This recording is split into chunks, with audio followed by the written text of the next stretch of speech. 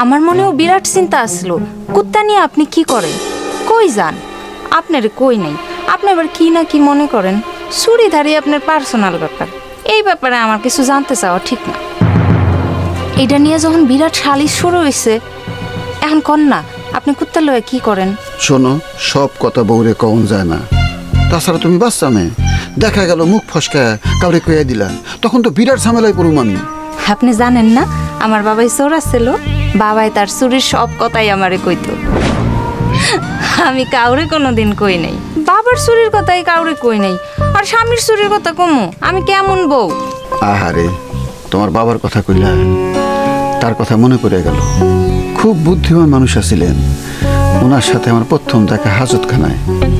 কি বুদ্ধি ওনার! আমারে দেখে উনি কয়, এ কি চুরি করছো? আমি বললাম, আপনি কেমনি বুঝলেন আমি চোর? কয়, তোমার মুখ দেখেই বুঝছি।